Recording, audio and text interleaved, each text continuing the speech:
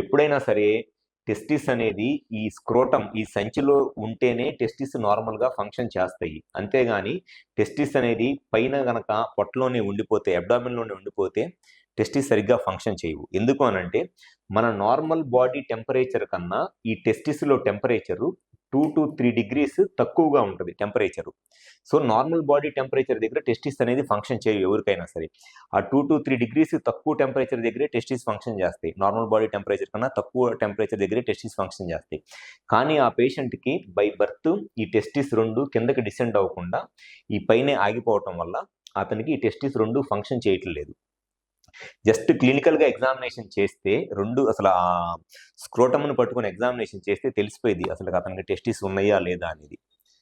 కానీ ఆ lady doctor అతనికి టెస్టిస్ ఉన్నాయా లేదా అనేది కూడా చూడకుండా 2 టెస్టిస్ స్క్రోటంలో లేని పేషెంట్కి, ఎక్కడో పైన అబ్డామిన్లో ఉన్న పేషెంట్కి 4 years పాటు మల్టీవిటమిన్ టాబ్లెట్స్ వాడిచ్చింది. అంటే టెస్టిస్ కూడా లేని పేషెంట్కి మరి ఎక్కడి నుంచి స్పెర్మ్ పుట్టిద్ది అని మరి ఆమె మెడిసిన్స్ వాడిచ్చిందో తెలియదులే కానీ 4 to 5 years పాటు మల్టీవిటమిన్ టాబ్లెట్స్ వాడిచ్చింది టెస్టిస్ కూడా లేని పేషెంట్కి.